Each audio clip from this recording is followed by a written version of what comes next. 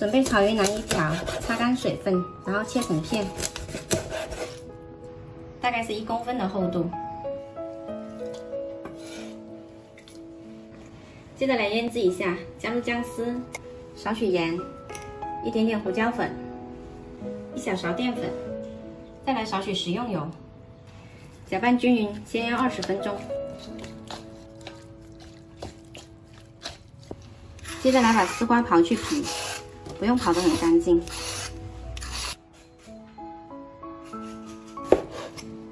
然后把它切成长段。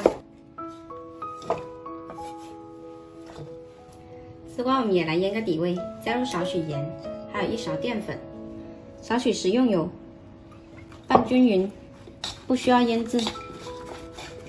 夏天是各种瓜类的季节，这个时候吃丝瓜呢是最嫩的。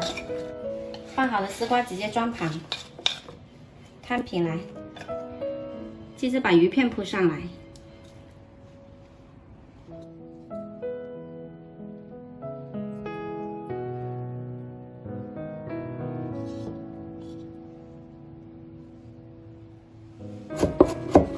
这个时候我们来做一点蒜蓉，熬个蒜蓉油。锅里热油，把蒜蓉放进来，小火慢炸。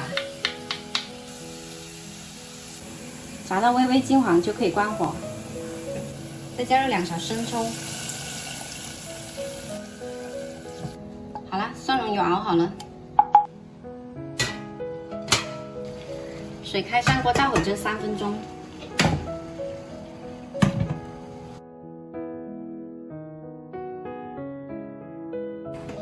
好啦，把我们调好的蒜蓉酱淋上来。最后撒上少许葱花点缀下。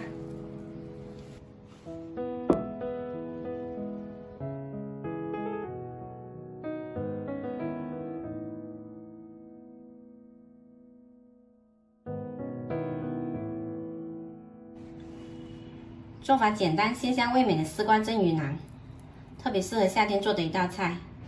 鱼肉嫩滑，丝瓜鲜美，喜欢的朋友可以试一下哦。